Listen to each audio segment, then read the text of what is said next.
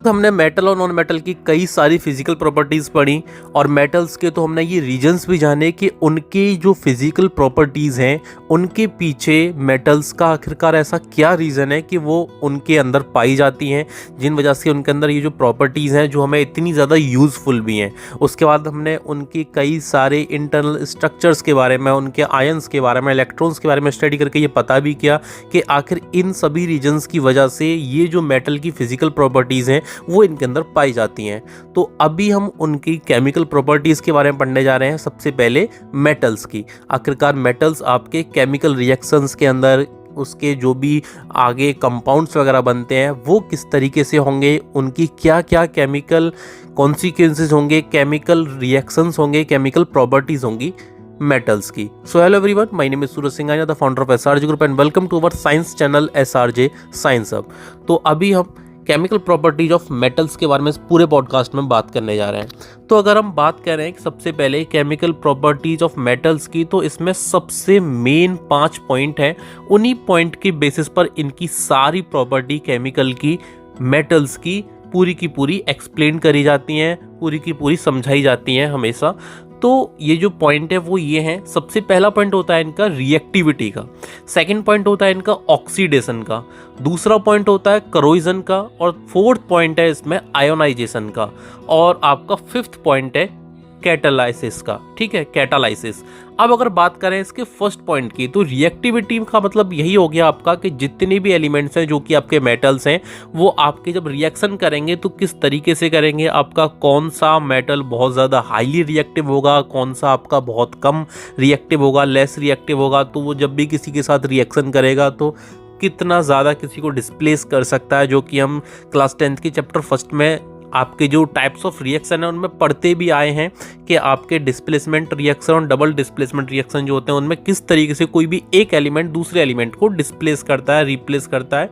ठीक है, उसके अलावा जो ऑक्सीडेशन है वो भी आपके दो तरीके के होते हैं, रेडॉक्स रिएक्शन भी और ऑक्सीडेशन भी, जिसमें हम क्या करते हैं, हाइड्रोजन को ऐड करते हैं, हाइड्रोजन को रिमूव भी करते हैं, ऑक्सीजन को भी ऐड करते हैं, ऑक्सीजन को रिमूव भी करते हैं। और अगर बात की जाए करोजन की, तो करोजन जो आपका आयरन के जितने भी आपके ऑब्जेक्ट होते हैं या फिर एल्यूमिनियम के या सिल्वर के, उन पे जो रस्ट आ जाती है, जंग आ जाती है, तो वहाँ पर सारा करोजन का आपका कॉन्सेप्ट आ जाता है। अगर आयोनाइजेशन की बात करें तो आपके जो भी आयन हैं वो किस तरीके से किसी भी मेटल में से रिमूव हो रहे हैं, तो वो आपका जो मेटल है, जो एलिमेंट है, वो आयोनाइज हो जाता है। और कैटलिस्ट आपका ये कि आपका कोई भी रिएक्शन हो रहा है, अगर हम उसमें किसी भी मेटल का यूज़ करें तो वो उस रेट ऑफ रिएक्शन को, मतलब जो भी आपका रिएक्शन का ड्यूरेशन है कंप्लीट होने का, उस ड्यूरेशन को या तो इंक्रीज कर दे या डिक्रीज कर दे, तो ये आपकी कैटालाइसिस की प्रोसेस कहलाती है। तो इन सारे बेसिस पर आपकी सारी की सारी जो केमिकल प्रॉपर्टीज ऑफ मेटल्स हैं वो आपकी इनके बेस पर ही एक्सप्रेस करी जाती हैं, समझाई जाती हैं। ठीक है, तो यहाँ पर अगर बात करें हम सबसे पहले, तो जो हमारी प्रॉपर्टी है वो है हमारी आपके ऑक्सीजन के साथ में। जैसे कि एग्जाम्पल के तौर पे अगर हम लें कि रिएक्शन विद ऑक्सीजन, किसके, मेटल्स के, तो यहाँ पर हम अगर सोडियम को ले लें अगर, तो सोडियम का अगर हम रिएक्शन कराते हैं किसके साथ में, ऑक्सीजन के साथ में, तो सोडियम हमारा, मतलब यहाँ पर ये भी बोल सकते हो कि reaction of metals with air और ऑक्सीजन ऑल्सो, क्योंकि एयर के अंदर भी ऑक्सीजन प्रेजेंट है। ठीक है, तो यहाँ पर जैसे हम कोई भी मेटल ले लें तो वो आपका जब भी रिएक्शन करेगा ऑक्सीजन से, सबसे पहले तो हमें क्या देखना है कि मेटल, कोई भी मेटल, ठीक है, मेटल कोई भी हो सकता है, जैसे कि कॉपर भी हो सकता है, सोडियम भी हो सकता है, एल्यूमिनियम भी हो सकता है, तो वो जब आपका रिएक्शन करेगा ऑक्सीजन से तो वो मेटल ऑक्साइड बनाएगा। ठीक है, जैसे कि हमने अभी आपको एग्जाम्पल में बताया था, सोडियम को लिया, तो सोडियम का जब हमने रिएक्शन कराया O2 से ऑक्सीजन से, तो वो आपका Na2O बनाएगा। ठीक है, सोडियम डाइऑक्साइड। लेकिन यहाँ पर ये हमारा जो रिएक्शन है वो आपका बैलेंस नहीं है, तो जो इसकी इक्वेशन बनेगी वो बनेगी 4 atom of sodium, 4Na plus का O2 का मॉलिक्यूल। ठीक है, वो हमारा रिएक्शन करके बनाएगा 2 मॉलिक्यूल ऑफ Na2O। अगर यहीं पर हम बात करें कॉपर की, तो कॉपर के साथ मिलके वो कॉपर ऑक्साइड बनाएगा, एल्यूमिनियम के साथ मिलकर के एल्यूमिनियम ऑक्साइड बनाएगा। तो इस तरीके से जब भी हमारा कोई भी मेटल एलिमेंट वो जब भी ऑक्सीजन से रिएक्शन करेगा तो वो आपका मेटल ऑक्साइड बनाता है। अब हमारी अगर दूसरी प्रॉपर्टी देखें तो उसमें हम रिएक्शन कराते हैं वाटर से। वाटर में क्या होगा कि आपके जितनी भी मेटल्स हैं वो जब रिएक्शन करेंगे वाटर से तो उसमें क्या होगा, जो हमारी हाइड्रोजन गैस है वो रिलीज होगी।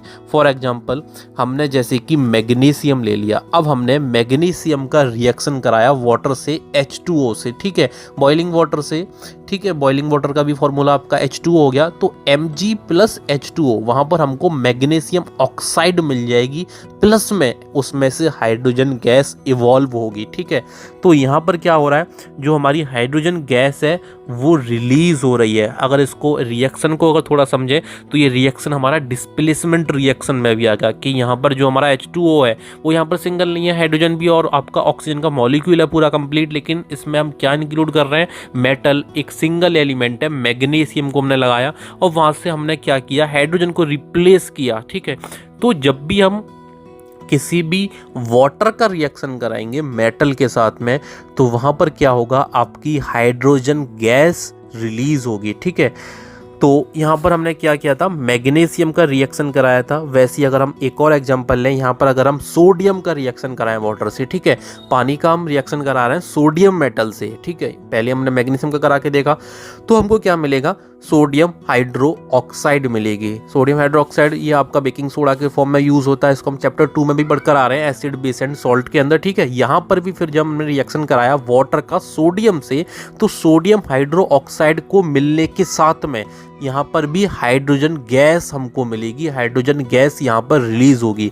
तो जब भी आपका वाटर से रिएक्शन होगा किसी भी मेटल का, तो वहाँ पर क्या होगा, आपकी जो हाइड्रोजन गैस है वो आपको मिलेगी, वो रिलीज होगी, ठीक है। अब देखो इसके बाद जो हमारी तीसरी प्रॉपर्टी है वो तीसरी है हमारी एसिड्स की, ठीक है, कि मेटल जब भी रिएक्ट करेगा एसिड से तो हमको क्या मिलेगा, ये भी हम अपने सेकंड चैप्टर में पढ़ के आ रहे हैं एसिड बेस एंड सॉल्ट के अंदर। तो यहाँ पर भी वही सेम चीज़ है जो हमको वाटर के साथ मिल रही है। मेटल आपका जब भी एसिड के साथ रिएक्ट करेगा, डाइल्यूट एसिड के साथ, डाइल्यूट आप चैप्टर 2 में मुझसे पढ़ के आ रहे हैं, उसमें हमने क्या बताया था कि डाइल्यूट मतलब जिसमें हमारा वाटर मिक्स हो, आपका एक्वस सॉल्यूशन उसको हम बोलते हैं। तो यहाँ पर जैसे कि हमने जिंक को ले लिया एग्जांपल के तौर पे, अब हमने इसमें एसिड मिलाया जिंक के अंदर, जिंक मेटल है, ठीक है। तो यहाँ पर क्या हुआ, यहाँ पर भी हमारी हाइड्रोजन गैस रिलीज होगी, क्योंकि यहाँ पर जब हम रिएक्शन कराएंगे HCl का Zn जिंक से, तो हमारा जो प्रोडक्ट निकल कर आएगा वो आएगा जिंक क्लोराइड प्लस का हाइड्रोजन गैस, ठीक है, H2 गैस हमको मिलेगी, ठीक है। तो यहाँ पर भी सेम चीज़ हो रही है, याद रखिएगा प्रोडक्ट दोनों में सेम है। ऑक्सीजन का जब हम रिएक्शन करा रहे थे तो वहाँ पर हमको मेटल ऑक्साइड मिल रही थी, लेकिन यहाँ पर हमने मेटल से वाटर को रिएक्ट कराया, यहाँ पर हमने मेटल से एसिड को रिएक्ट कराया, दोनों में हमको प्रोडक्ट सेम मिल रहा है। मतलब हाइड्रोजन गैस जो भी कंपाउंड बनेगा वो तो बनेगा, लेकिन उसके अलावा हमको साथ में हाइड्रोजन गैस भी मिलेगी। उसके बाद अब हमारा जो एक और प्रॉपर्टी है केमिकल प्रॉपर्टी ऑफ मेटल में, वो है हमारा हाइड्रोजन का, ठीक है। अभी तक हम हाइड्रोजन को रिलीज कर रहे थे, अब हाइड्रोजन के साथ ही रिएक्ट कराएंगे, ठीक है।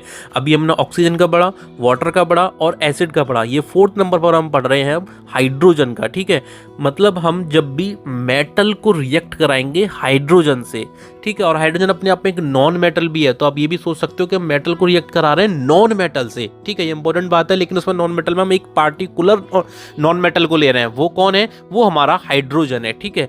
तो हमने जैसे कि एग्जांपल के तौर पे Na का रिएक्शन कराया H2 से, ठीक है, 2 एटम ऑफ सोडियम लिया हमने 2Na, उसका हमने रिएक्शन कराया किससे, आपका H2 से, तो यहाँ पर हमारा क्या बन गया, सोडियम हाइड्राइड, ठीक है। अब हमने मान लो कैल्शियम का कराया, कैल्शियम भी मेटल है, किससे कराया, H2 से, हाइड्रोजन से, ठीक है, हाइड्रोजन गैस से कराया, तो यहाँ पर हमारा कैल्शियम हाइड्राइड बन गया। तो ये आपका प्रोडक्ट यहाँ पर क्या मिल रहा है हमको, मतलब हम जब भी हाइड्रोजन का रिएक्शन करा रहे हैं किसी भी मेटल का, मेटल से रिएक्शन जब भी हाइड्रोजन कर रही है तो वो क्या बना रही है प्रोडक्ट में, मेटल हाइड्राइड। ऑक्सीजन में क्या बना रही थी, मेटल ऑक्साइड, और हाइड्रोजन में मेटल हाइड्राइड।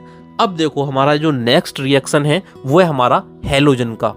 ये जो हैलोजन का रिएक्शन है, हैलोजन आपका एक पार्टिकुलर ग्रुप होता है एलिमेंट्स का, ठीक, और ये ग्रुप हमारा ग्रुप नंबर 17 है, जो कि पीरियोडिक टेबल के अंदर हमको देखने को मिलेगा। पीरियोडिक टेबल का आपका एक सेपरेट चैप्टर है, उसके अंदर इसका पूरा एक्सप्लेनेशन हम करेंगे। तो ये जो हमारा पीरियोडिक टेबल के अंदर ग्रुप नंबर 17 है, इस ग्रुप के जितने भी एलिमेंट्स हैं उनको हम इलेक्ट्रोनेगेटिव एलिमेंट्स भी बोलते हैं, क्योंकि इस ग्रुप के अंदर जो भी एलिमेंट्स आते हैं जैसे कि फ्लोरीन आता है, क्लोरीन आता है, ब्रोमीन आता है, आयोडीन आता है, एस्टेटाइन आता है, ये सारे हमारे नॉन मेटल्स हैं। और ये सारे एलिमेंट हमारे जो कि नॉन मेटल्स हैं वो हाईली रिएक्टिव और इलेक्ट्रोनेगेटिव एलिमेंट होते हैं, ठीक है, जिनके पास आपके 7 वैलेंस इलेक्ट्रॉन होते हैं। तो इनकी जो टेंडेंसी है वो बहुत हाई होती है इलेक्ट्रॉन्स को अट्रैक्ट करने की किसी भी अदर एलिमेंट्स में से, और ये मोस्टली कोवेलेंट बॉन्ड बनाते हैं। ये सारे जो बॉन्ड हैं आपके वो हम आपको आगे समझाएंगे, क्योंकि आगे आपके सारे बॉन्ड्स आएंगे इस चैप्टर के अंदर, तो सारे बॉन्ड भी एक्सप्लेन करेंगे। तो इसमें जितने भी हमारे एलिमेंट्स हैं वो बहुत ज़्यादा टेंडेंसी रखते हैं अदर एलिमेंट्स के इलेक्ट्रॉन्स को अट्रैक्ट करने की, इस वजह से इनको मोस्ट इलेक्ट्रोनेगेटिव एलिमेंट भी कहा जाता है, ठीक है। तो ये जो हमारा ग्रुप है, ग्रुप नंबर 17, ये हमारा हेलोजन कहलाता है। और इसमें जितने भी एलिमेंट्स हैं अगर आप उन सब के साथ अगर रिएक्शन कराते हो मेटल्स का, तब क्या होगा, ठीक है। तो यहाँ पर हम इस केमिकल प्रॉपर्टी ऑफ मेटल के अंदर यही बात करने जा रहे हैं कि जो हमारा मेटल है वो जब रिएक्शन करेगा हेलोजन का तो वो आपका क्या बनाएगा। तो देखो इस कंडीशन में वो बनाएगा आपका मेटल हैलाइड। फॉर एग्जांपल हमने जैसे कि आयरन ले लिया, ठीक है, तो आयरन का हमने आपका रिएक्शन कराया हेलोजन से, तो यहाँ पर हेलोजन हमारी क्लोरीन है, हम क्लोरीन को लेके चल रहे हैं एग्जांपल में, कोई और भी ले सकते हो आप। तो वो हमारा क्या बनाएगा आपका फेरिक क्लोराइड। अगर हमने सोचो मैग्नीशियम ले लिया, मैग्नीशियम भी मेटल है, कॉपर ले लिया, कॉपर भी मेटल है, सोडियम ले लिया, सोडियम भी मेटल है, तो यहाँ पर देखो सोडियम के साथ सोडियम क्लोराइड बन जाएगा, फेरिक क्लोराइड आपका आयरन के साथ बन गया, मैग्नीशियम के साथ आपका मैग्नीशियम क्लोराइड बन गया, कॉपर के साथ कॉपर क्लोराइड बन गया। तो कॉपर, मैग्नीशियम, आयरन और आपका सोडियम, ये सारे के सारे मेटल हैं, और इनको हमने किससे रिएक्ट कराया, क्लोरीन से, और क्लोरीन अपने मोस्ट इलेक्ट्रोनेगेटिव एलिमेंट है, ठीक है। तो ये जो हमारा क्लोरीन है वो एक हेलोजन ग्रुप का एलिमेंट है। तो हमें ये याद रखना है कि हमारे जितने भी हेलोजन ग्रुप के एलिमेंट्स हैं उनका जब भी हम रिएक्शन कराएंगे किससे, मेटल्स के साथ हैं, तो वो आपका मेटल हैलाइड बनाएगा, ठीक है। तो इसके बाद जो हमारी नेक्स्ट केमिकल प्रॉपर्टी है मेटल की वो है हमारी सल्फर की। सल्फर भी नॉन मेटल है अपने आप में।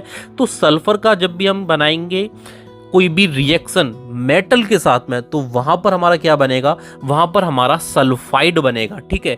जैसे कि हमने सोडियम का रिएक्शन कराया, आयरन का कराया, जिंक का कराया, तो यहां पर हमारा क्या बन गया, आयरन सल्फाइड बन गया, जिंक सल्फाइड बन गया, या सोडियम सल्फाइड बन गया, या कॉपर से कराया तो कॉपर सल्फाइड बन गया, या फिर आपका मैग्नीशियम सल्फाइड बन गया, ठीक है। तो ये हमारे कुछ मोस्ट इंपॉर्टेंट प्रॉपर्टीज थी केमिकल की, केमिकल प्रॉपर्टीज आपकी मेटल्स की, ठीक है। तो यहाँ पर अगर हम इनको एक बार एक साथ बोलें तो देखो हमने रिएक्शन कराया था ऑक्सीजन का मेटल के साथ, तो क्या बन रहा था हमारा मेटल ऑक्साइड।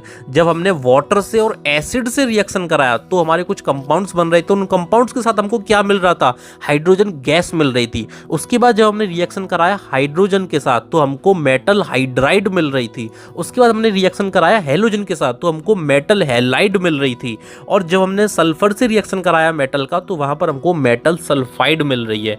तो ये सारे के सारे हमारे रिएक्टिविटी के अंदर आते हैं। इनमें हमारी डिफरेंट मेटल एलिमेंट्स की अलग अलग आपकी रिएक्टिविटी होती है, उसके बेस पर वो किसी भी कंपाउंड में से आपके अदर एलिमेंट को रिप्लेस करके वहां पर रिएक्शन करते हैं, ठीक है। जो हमने पार्टिकुलर कुछ आपको बताए भी हैं, जैसे कि सल्फर में वो सल्फाइड बनाएगी और आपके हेलोजन में हैलाइड बनाएगी, ऑक्सीजन में ऑक्साइड बनाएगी और आपके हाइड्रोजन में हाइड्राइड बनाएगी। लेकिन वाटर के साथ और एसिड के साथ वो आपकी हाइड्रोजन गैस को रिलीज करेगी कंपाउंड बनाने के साथ में। अब अगर बात करें जो हमने कैटालिस्ट का बात करा था, कैटालिस्ट के अंदर क्या होता है कि जो हमारे मेटल्स हैं वो डिस्प्लेसमेंट का भी काम करते हैं अपने ही सॉल्ट में से। जैसे कि यहां पर अगर हम एग्जांपल के तौर पे लें, हमने जैसे जिंक मेटल को ले लिया, अब इसका जो एक सॉल्ट है जैसे कि कॉपर सल्फेट, ठीक है, कॉपर सल्फेट अपने आप में एक सॉल्ट है, लेकिन आपका मेटल इसमें कॉपर मिल रहा है और जो सल्फेट है वो अपने आप में नॉन मेटल ऑब्जेक्ट है, सल्फर भी और ऑक्सीजन भी।